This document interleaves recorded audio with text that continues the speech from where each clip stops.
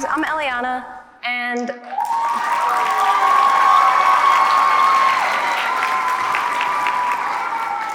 are microplastics in your soil? Well, first of all, what are microplastics? Microplastics are extremely small plastic particles, often measuring less than 5 millimeters, and they can't be seen, most of the time, they can't be seen with the naked eye. They're caused by the breakdown of larger plastic items, like bottles and bags, and they persist in the environment for a very long time without decomposing. Microplastics are created as larger particles break down over time and gradually accumulate in the environment. Most research on microplastics traditionally focus on oceans and rivers, but recently soil was recognized as a major place they collect. This makes it important to study when understanding pollution. So humans interact with soil every day in parks, gardens, and playgrounds. Urban parks especially have a lot of human activity, which leads to increased plastic pollution. Microplastics don't affect just the environment. It affects animal health and human health too.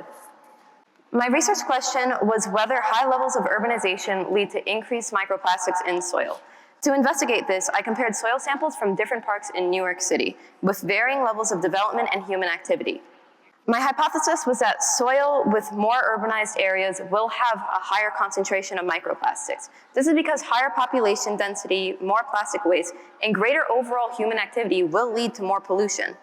This is important because soil plays a critical role in ecosystems. It supports plant growth, nutrient cycling, and many living organisms. Microplastics could disrupt soil structure, harm microorganisms, and introduce toxic chemicals. This is concerning in urban parks especially because, well, people interact with the environment a lot. Microplastics were collected from different parks, like Marine Park, Juniper Valley Park, Central Park, and Owl's Head Park. These represent different levels of urban density and human activity, which allowed me to make meaningful comparisons. For my procedure, all samples were processed using the same methods. First was chemical digestion. This was to get rid of the organic material. Then was density separation. This was to isolate the microplastics. And then finally, I was able to look under a microscope to manually count the microplastics.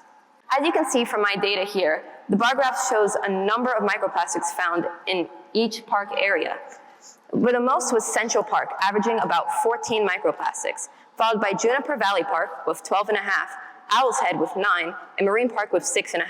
This shows variation between each location.